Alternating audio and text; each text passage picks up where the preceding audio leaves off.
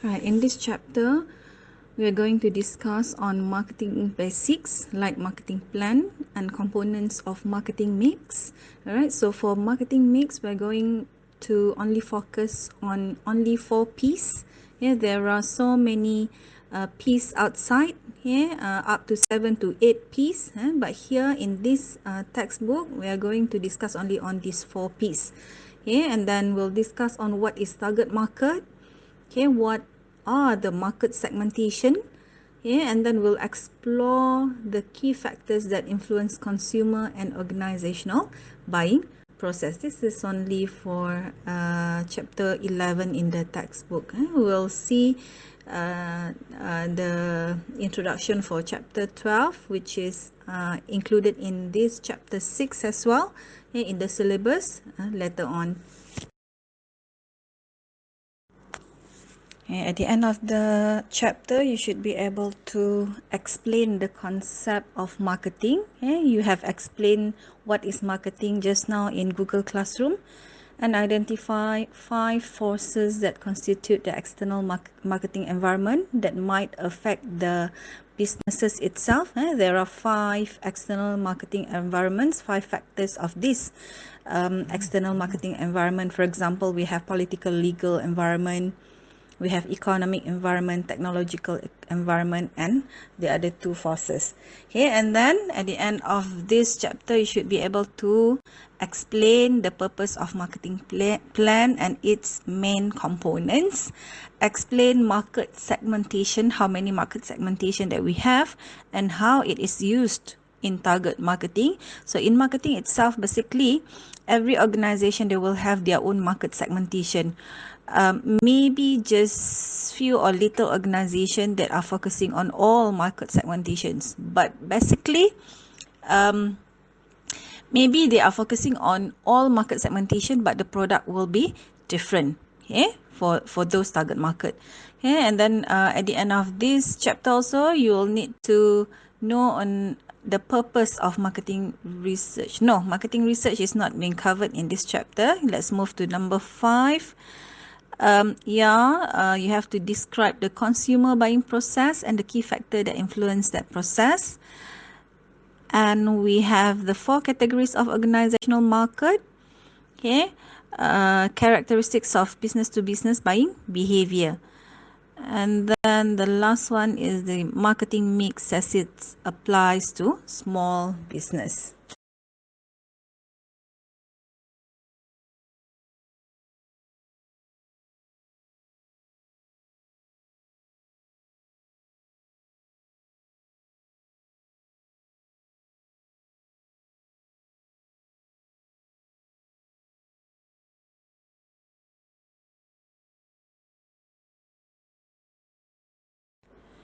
We move to the first subtopic of marketing, which is delivering value. We have discussed on what is marketing just now in Google Classroom.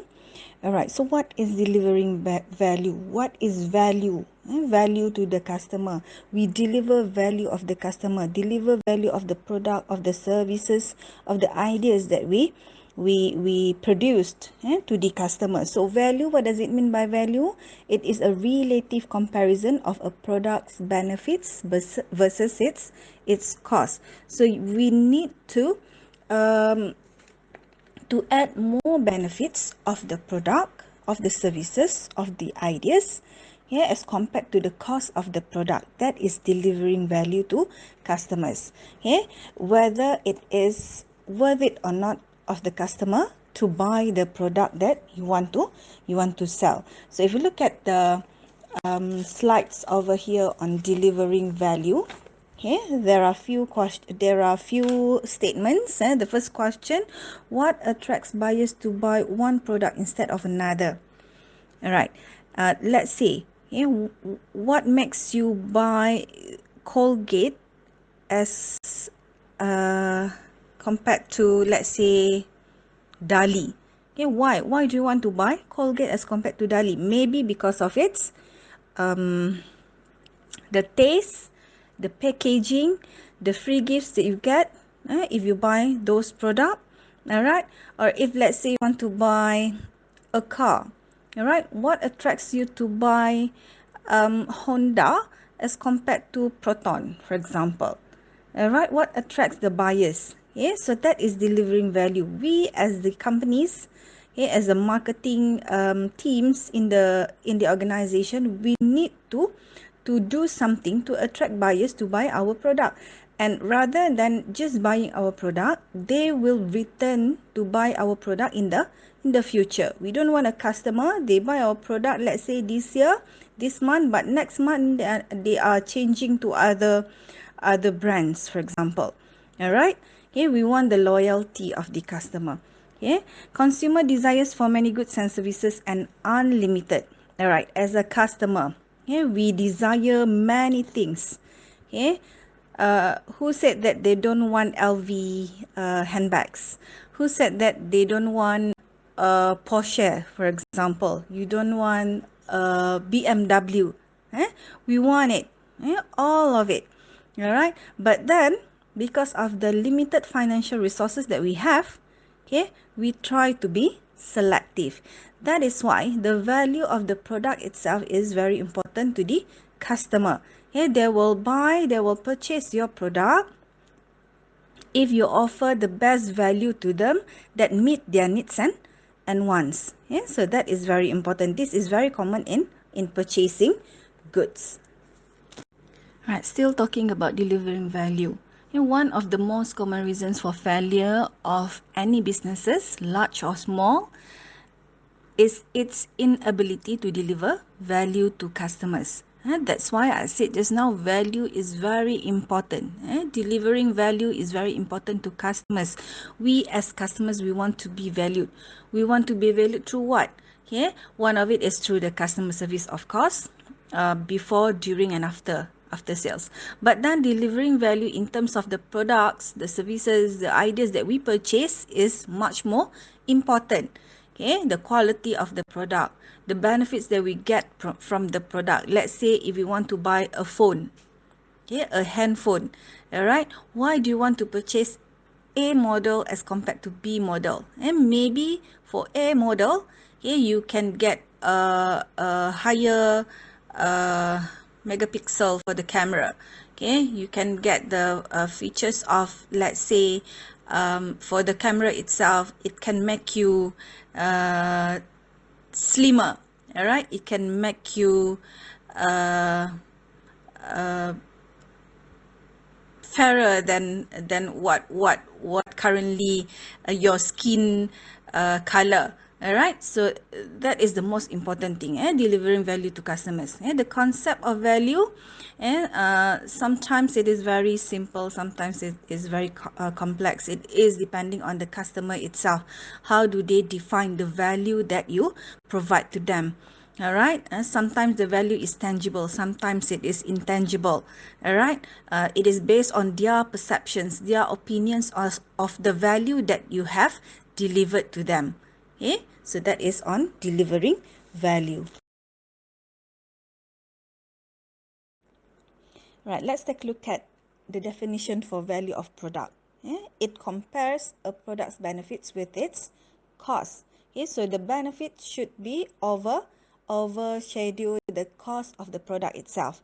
Okay, benefit should be more than the cost of the product itself as perceived by the customers. Different customers would have different perception of the value of the cost of the benefit of the products. Okay, some customers, let's say you sell an iron, for example, steam iron. All right, some are let's say one of it is the steam iron yang 1,000 plus, 2,000 plus. Okay, so some of the customer that they don't see the value of the iron. All right, they will see that it is just an iron and it will be function as it is. Okay, you can still iron the clothes even though you just buy the 40 ringgit iron. But then to some of the customers, okay, they see the benefits over the cost itself. All right, even though it costs you about 1,000 over, but they still buy the product because of what? Because of the features that the iron has, the benefit that it has. It can iron up to, let's say, 7 layers at one time, and then it can save your time for sure. All right, and then what else? It is sturdy, very big, very pretty, for example, a nice look. But then as compared to those customer who did value the product because of those benefits, they look at the price of the product. All right, so it is depending on the customer itself. Okay, so benefits of a product includes not only the functions of the product, but also the emotional satisfaction, okay, associated with owning, experiencing, or possessing the product. Let's say, the iPhone users. If you look at the iPhone users, okay, they don't just look at the function of that iPhone, but they feel like if they own that particular phone, the iPhone specifically, okay, they will feel like they are very satisfied with owning that phone. They are proud of iPhone, for example. So they have that emotional satisfaction. So everything will be Apple, Mac, for example. Okay. Another thing is, let's say they have an emotional satisfaction of owning a Proton, for example. Okay, maybe they are the we do not know they have that what we call it as very patriotic. All right, so they will feel very satisfied if they own, if they experience driving Proton Saga or any type of Proton. If they own it and they feel satisfied, they feel proud of it, they feel proud to be Malaysian. So that is the meaning of benefits of a product. It is not only the functions of the product. Yeah, function is the same of all cars. Okay, you can drive. Okay, you can move from one location to another location, but the emotional satisfaction of owning that particular brand brings you to buy that particular product, services, or ideas. Right, the second slide on value and benefits. Every product has cost. Yeah, for sure. Every product has cost. If you want to sell drinks, also you need cost, even though they said it is very you need very minimal cost for drinks, but then everything needs money. So it has cost associated with any products, any services, or ideas. So a satisfied customer perceives the benefits derived from the purchase to be greater than its cost. So any satisfied customer, they will see the benefits are greater than the cost of buying that particular product. Let's say they buy the product of anything else, the household, the food. Let's say you have a lunch at Nando's. Okay, it's quite expensive as compared to you sit at Aeon table and eat the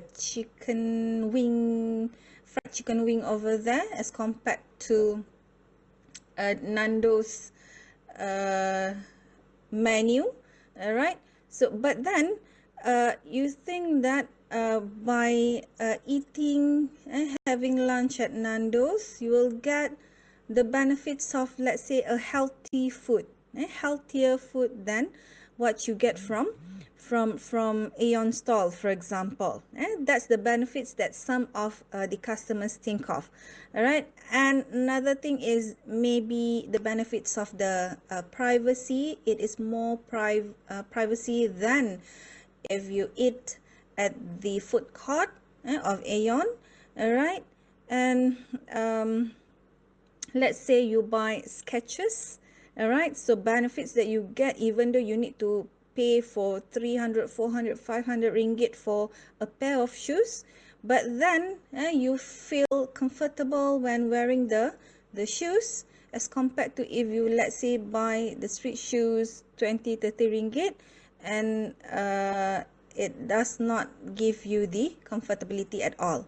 All right, so the benefits will be greater than the cost, then it will lead to the satisfied customer.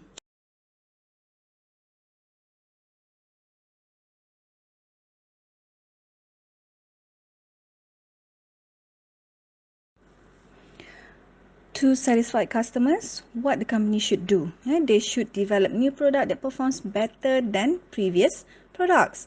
So that new products will give a better performance to the customer. The performance benefit to the customer. Let's say for a phone. Previously we are using, let's say, 3310.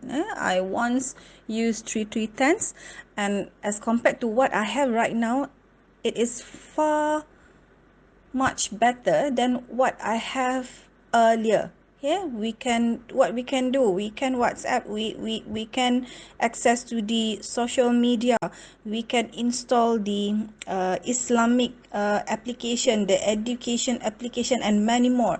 All right, we can access to the internet, using a new phone as compared to previously 3310. I can just do texting, do a phone call, send MMS, all right? And then another thing that the company can do to satisfy customer is keep a store open longer hours during a busy season, all right? This will lead to greater shopping convenience benefits to the customer. For example, during festive season, Ramadan, prior to Shawwal, usually most of the